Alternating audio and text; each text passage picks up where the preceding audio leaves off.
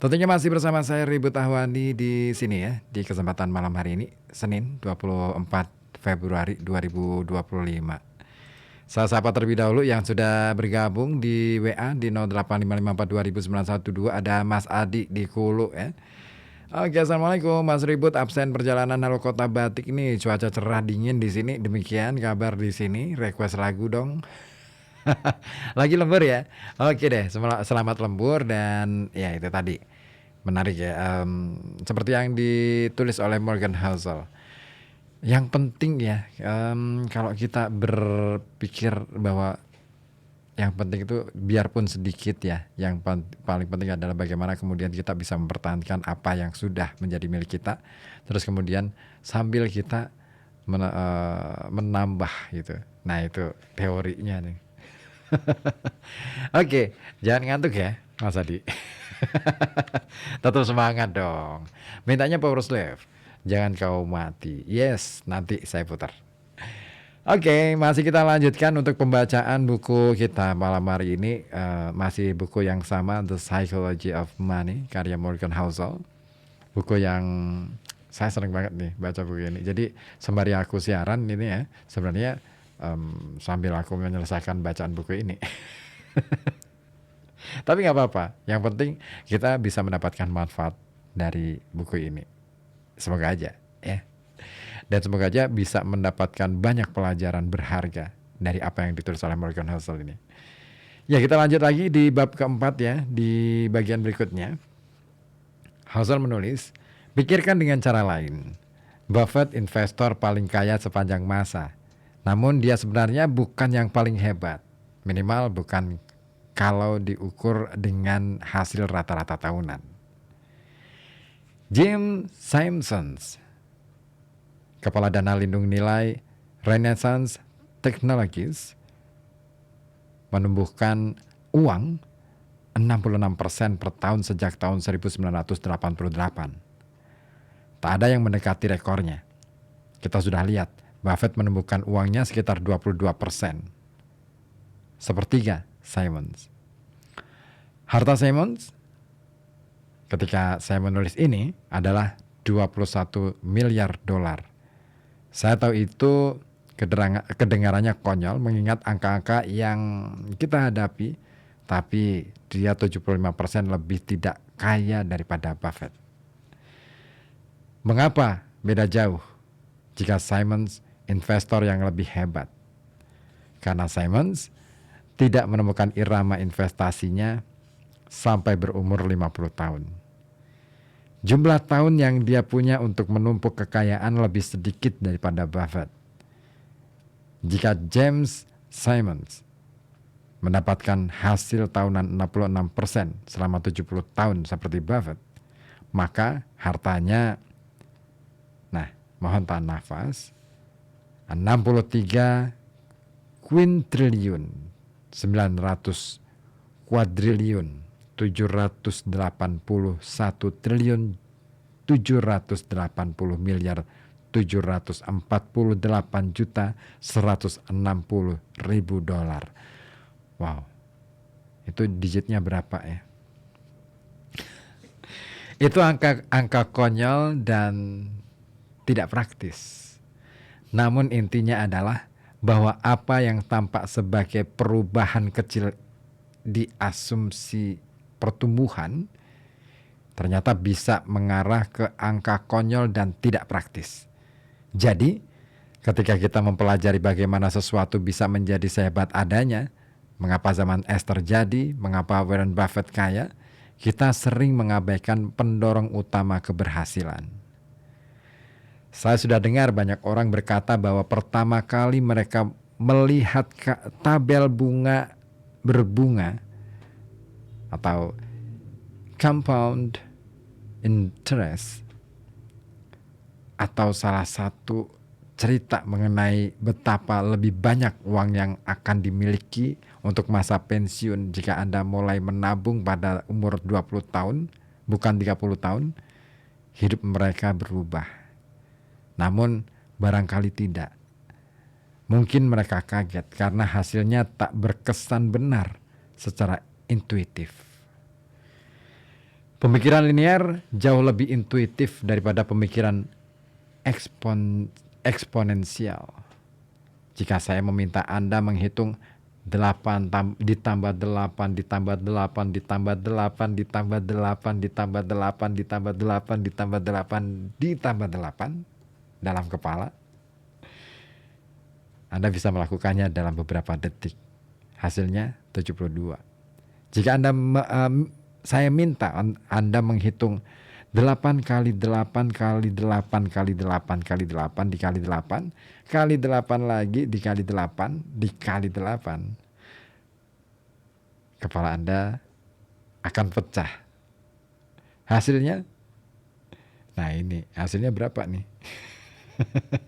134.217.728.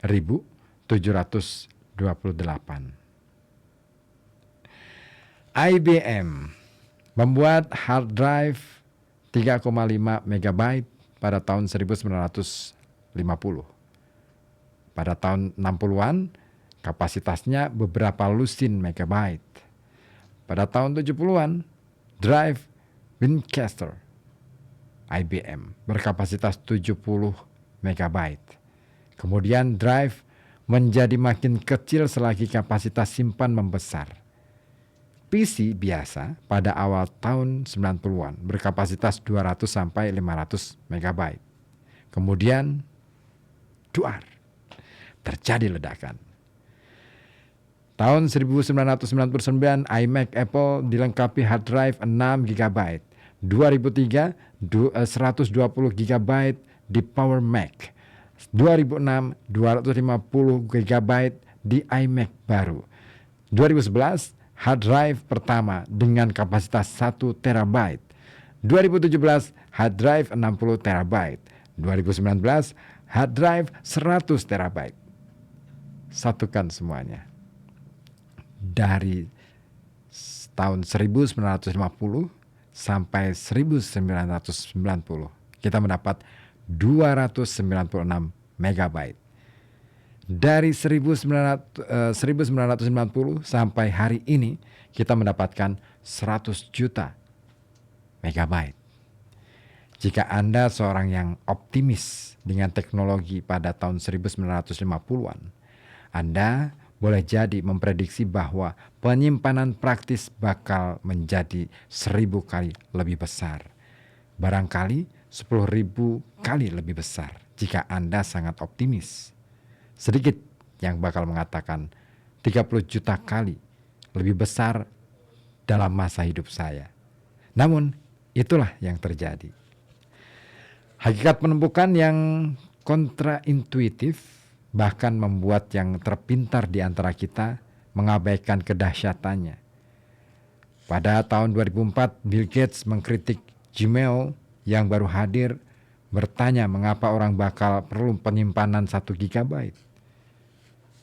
Penulis Stephen Levy menulis, meski paham teknologi terbaru, mentalitas Gates terikat pada paradigma penyimpanan lama sebagai komoditas yang mesti dihemat. Kita tak pernah terbiasa dengan betapa cepat hal-hal bisa tumbuh.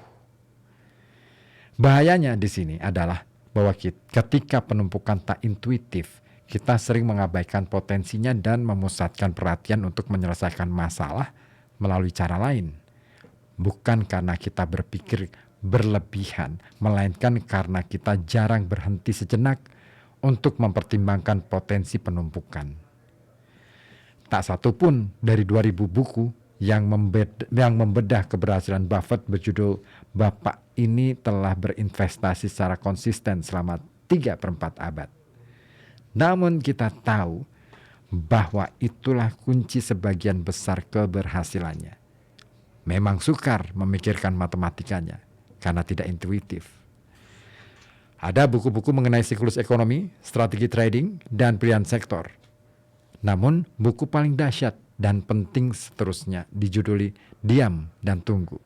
Isinya hanya 1 halaman dengan grafik pertumbuhan ekonomi jangka panjang.